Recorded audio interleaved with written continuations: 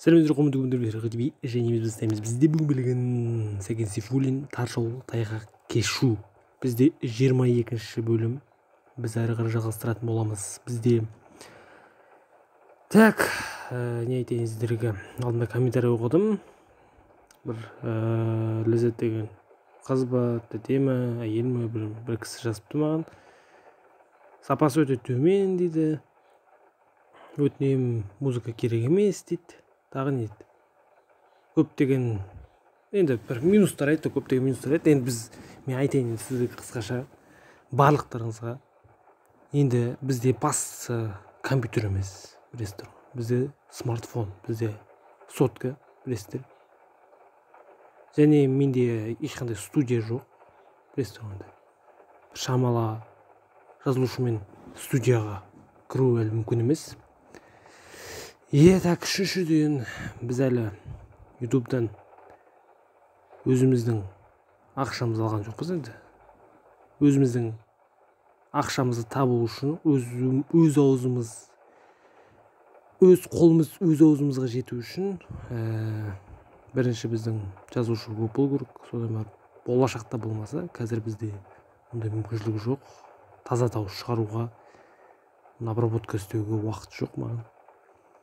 Егерде жазушы көбейіп жатса, болашақта дамып жатсақ, онда сол минустарды жоюға тырысамыз. Әзірше сіздер осыларды қанағат тұтуларыңызды сұраймын, және ешқандай тағы комментарий олай жазбай қойыңыздар маған.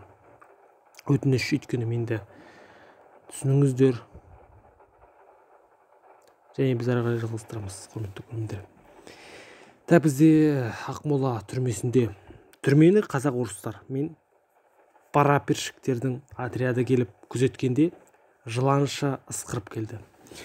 Әсіресе казак орыстардың отряды келгенде тобырлы жын келгендей болады. Кеуделерін ерсілі-қарсылы қатар тізген оқпен шырмап тастаған. Иықтарына қылыш, мылтық, шыбықты, қамшы асынған. Бөріктері бір жақ шекесінде, шалбарларының екі жақ сандары 4 елідей жол қызыл шүберек. Неғұрлым түстерін ызғарлы суық қылып көрсетуге тырысады. Дауыстарын күжілдетіп айтқандары боғауыз зекіру. Кейде крестьян жастарынан жиып алған солдаттар күзетке келіп тұрғанда түрмелегілер өздерінің кісілері келгендердей болады. Үкіметті қолға алған батырлар бізді тергеуге және барлық Ақмола уезінде большевизмді жоюға комиссияға жасады. Комиссияның бастығы патшашыл Сербов өлім жазасын қылады деген хабар күн сайын әртүрлі болып жаңырып естіліп отырады. Түрмеге бір күні саудырап бір топ толып Сербов пен түрменің бастығы да 7-8 әскери адамдары келді. Бәрі иықтарына жарқыраған оқаларын тағып алыпты. Етіктерінің өкшелеріне сылдырмақ шошақ темір қадаған. Бәрінің қимылдары сарт-сұрт, сылдыр-сылдыр етеді. Бұл Сербов түрмеге ертіп келген қаланың әскер бастығы екен. Саудырап біздің бөлмеге кіргенде түрменің бастығы үгірілдеп бізге тұрыңдар деді. Біз тұрдық. Әскердің бастығы бізге бәріңіздің жұмыстарыңызды сот қарайды. Әр қайсыңыздың істеген істеріңізге қарай закон бойынша іс қылады. Законсыз еш нәрсе істелмейді, деді. Ақтар үкіметті қолдарына алысымен тығыз уездік съезд шақырған. Әрине, жиылысқа поселке мен ауылдың ылғи байырлары, бұрынғы болыстар келді. Қандай қақпайлау болса да, кей жерлерден совет үкіметін жақтайтын адамдар да келіп жиылыс ашылған күні ең алдымен мынау қамауда жатқан советтің адамдары босансын деді. Казак-орыстардың бастықтары, байлар, офицерлер бұған шамданып, қамаудағы совет адамдарын жақтап сөйлеген өкілдерді жауапқа алып тұтқын қылды. Ақтар күн сайын қаһарларын шығарды. Даңғой офицерлер Ақмолаға толып кетті. Иықтарына жарқыратып екі елі оқаларын тағып алған, көше бойы жалт-жұлт сарт-сұрт етіп жын соққан тайлақша елірген офицерлер мен байлар, түрмеге сыймай кеткен және басқа 3-4 тас үйге лық толған қамаудағы адамдарды тексеріп, өздерінше зиянсыз деген адамдарды босатып жатыр. Көбінен пара алып босатып жатыр. Жас қазақ ұйымынан ұсталған жігіттерді шығарды. Мәселен, Дүйсекей Сақбайұлы, Темірғали Асылбекұлы, тағы басқалар большевиктерге жанасып, советке қызмет қылғандарды шығарды.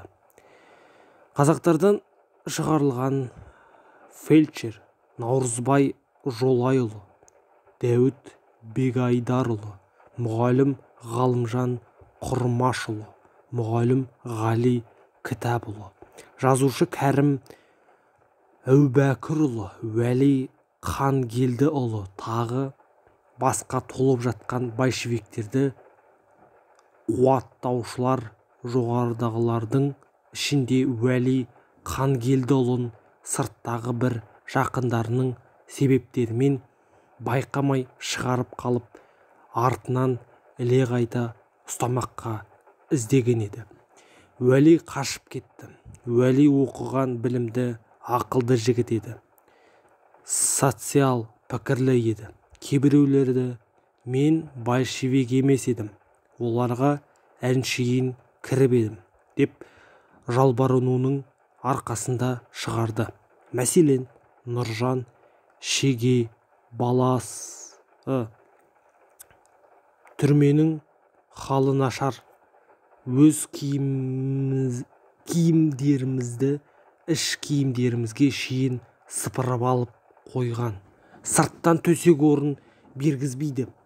Үстімізге киюге бергендері жұқа, бүрлі кенеп көйлек, дамбал, қара ала шолақ кемзал.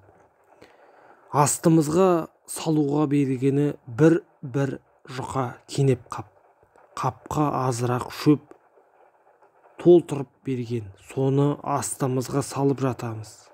Сыйғанымыз тақтайдың үстіне, сыймағанымыз жерде, тас еденде жатамыз. Түрменің іші кір, лас, сасық, ішіндегі жұрт өте тығыз. Сырттан ас бергізбейді. Беретін асы қара су. Сырты күйген, іші шикі зілдей қара нан. Кейбір жолдастар наннан құмалақ жасайды, дойбы жасайды.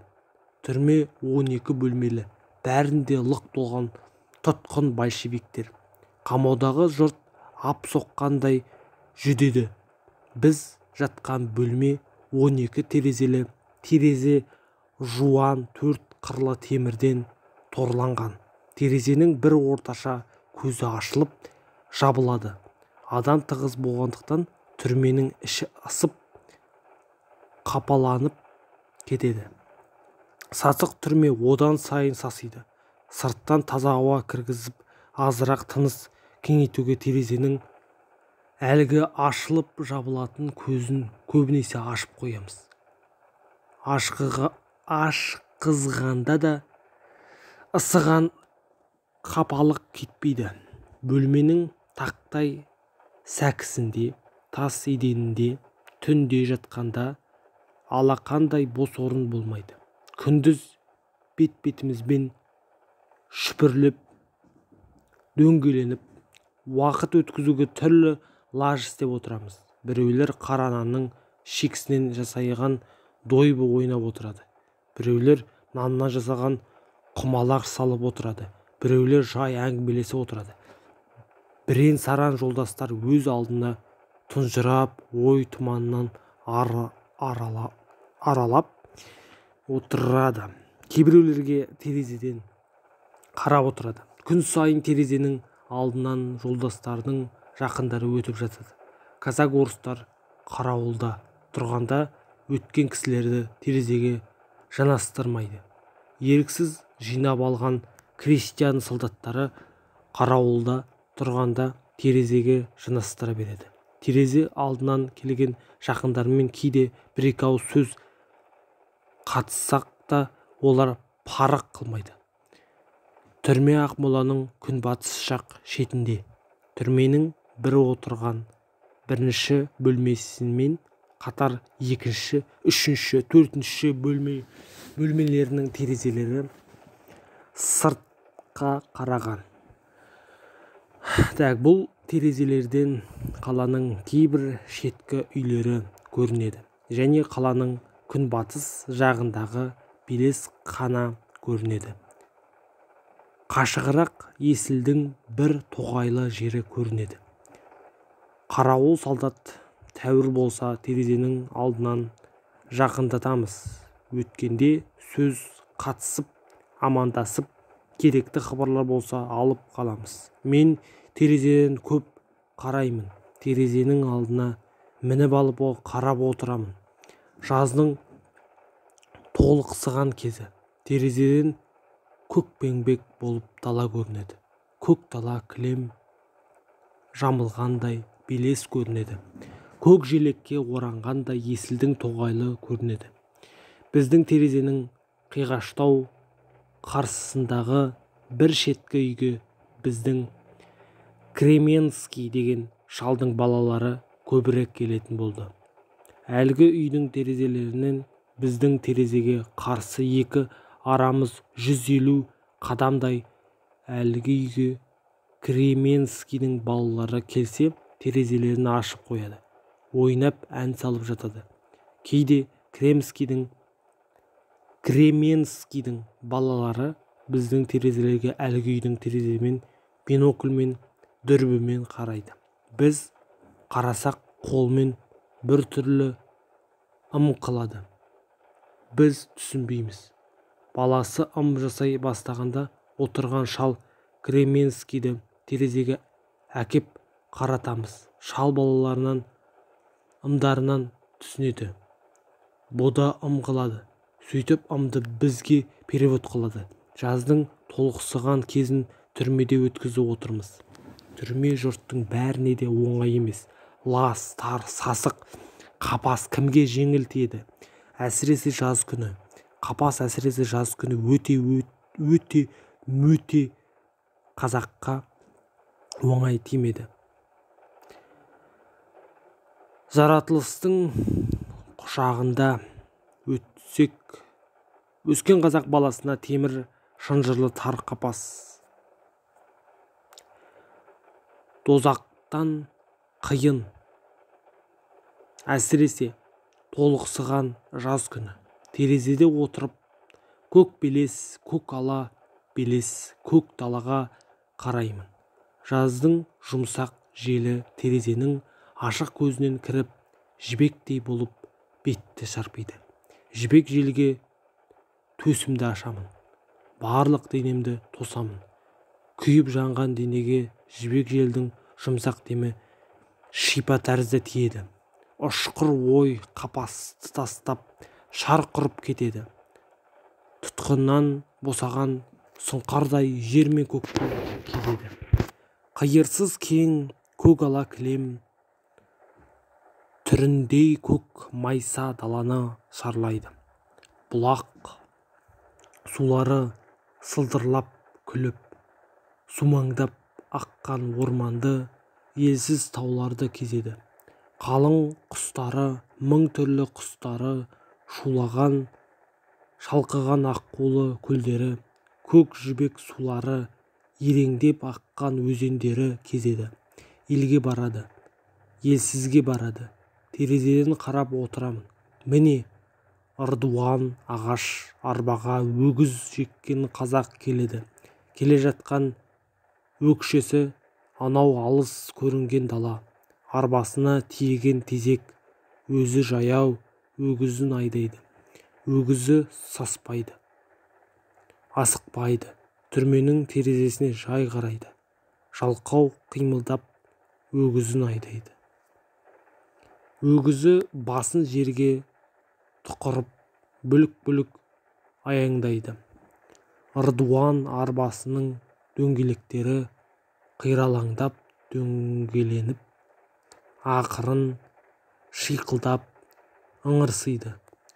Уа шіркін бостандық, сенің қадіріңді қапастағы тұтқыннан басқа кім біледі? Ана қазақтай өгізге жеккен ырдуанмен тезек тасып жүрсе де шіркін бостандық артық екенсің. Мынау ана құшағынан төсін ашқан кең даладан келеді-ау. Қазақ өгізін айдап өтті. Міне бір топ балапандарын шүпірлетіп ертіп асыранды ақ қаз келеді. Мамырлап иілген ұзын сұлу мойнын созып алды артынан қаранып қаз жай аяңдайды. Мойнын салып қаңқылдап балапандарын толғанады. Балапандары жұмыртқадан жаңа ғана шыққан. Шүйкедей сары үрпек. Тәлтіректеп, талтаңдап анасының соңынан ақырын тырбаңдап шұбайды.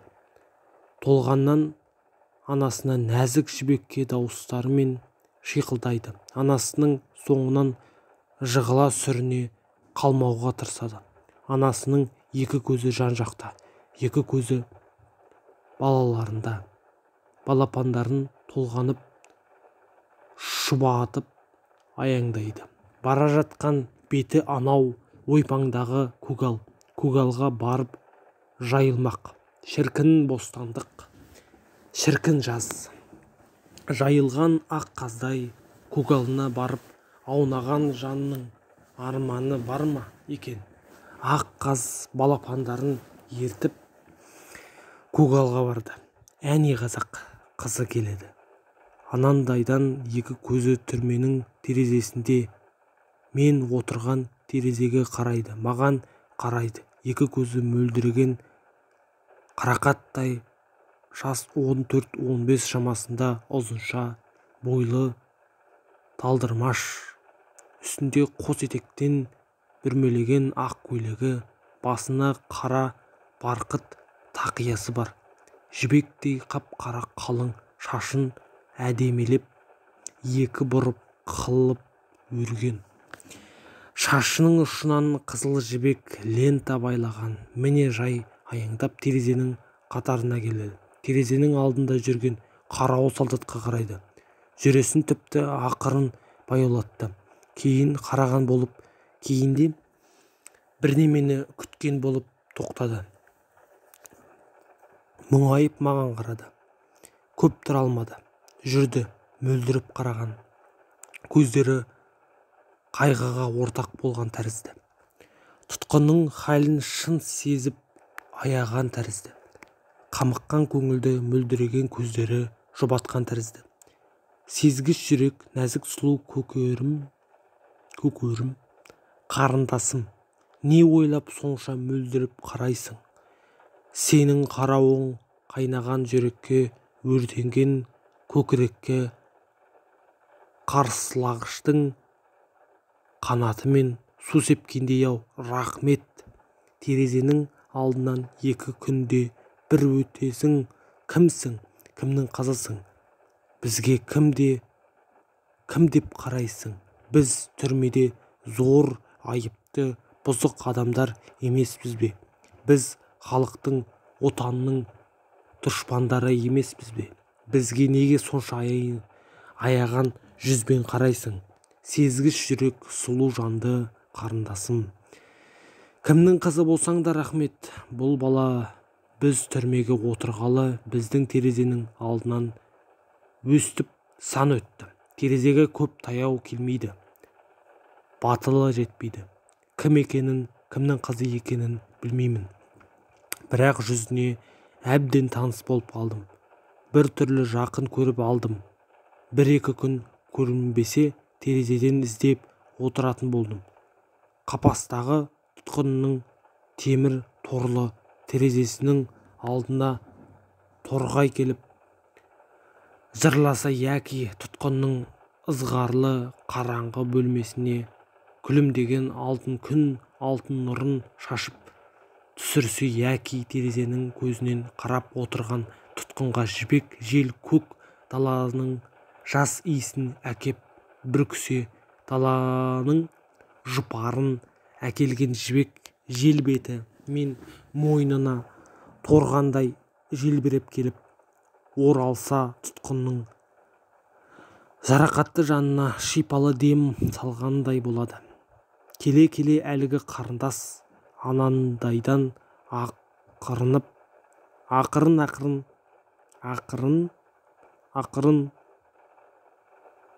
басын изеп ишарат қылып менімен амандасып өтетін болды. Bir күні бір кішкене қызық болды. Бізге біреу ертең пәленің кісі атылмақ деген жасырын хабар берді. Түс мезгілі еді. Атылмақ хабарды алып біздің бөлмедегі жолдастардың бәрі үн-түн жоқ. Тұнжырап отырады. Бәріміздің де қол аяғымызды темір шынжыр ауыр ой басып, мен де түрегеп тұрып едім. Бәріміз де әлсіз мұршамыз қалшияй қарап атып қалған едік. Bir мезгілде көзім терезеге түсті. Әлгі қарындасым келеді екен. Үстінде қос етекті ақ көйлегі, шашында қызыл жібек лентасы, бұралып жай аяңдап терезеге қарап келеді екен. Тұнжырап басып, тұншықтырып тұрған қара тұман шайдай ашылып кетті. Жұлып алғандай шынжырларымды шылдырлатып атқып терезеге шықтым. Жолдастардың да ұйқыдан шошып оянғандай шошынысын жалт-жұлт қарасты. Бәрі де суық жүзбен таңырқанып қалды. Маған немене десті. Мен әлгі қарындасым кетіп барады дедім. Жолдастарының кейбіреулері таң қалды. Кейбіреулері түү деді. Bir күн анау күні келетін қала әскерлерінің бастығы түсіп орнына жаңа бастық келді деп есіттік. Айтқандай ертеңінде Сербов пен түрменің бастығы бас болып саудырап жалт-жұлт еткен бір топ төре түрмеге келді. Кілттерін салдырлатып біздің есікті ашып алдымен түрменің бастығы кіріп келіп күжілдеп түрегеліңдер деді. Біз тұрдық. Қылыш мылтық асынған ұлықтар саудырап кіріп келді. Бәрінің аңшының иттеріндей көздерін алмай қайнаңдап аузына қарағандары бір едірейген жас жігіт. Жас төре қалпағын көшедегі бұзақы мастарша киген, белінде мылтық, жанында қылыш, қолында шолақ қамшы кіріп келіп, екі аяғын талтайтып керіп тұра қалды. Көбі қазақ қой, деді. Сербов әрқайсымызды мақтап, мынау пәлен, анау пәлен деп әртүрлі сипаттарымызды, қасиеттерімізді айтып тұрды. Жаңа келген ақ әскердің бастығы осы жас жігіт екен. Аты Кончаров, Қызылжардікі. Ақмоланың әкімдері күндіз түн сарт-сұрт жүрумен, мас болумен. Так, осымен құрметті бізді видеомызды аяқтаймыз. Телеқұдымегін жазылыңыздар, ссылкасы описаниясында. Комментарияларыңызға келесі кездескенше достар, аман сау болыңыздар.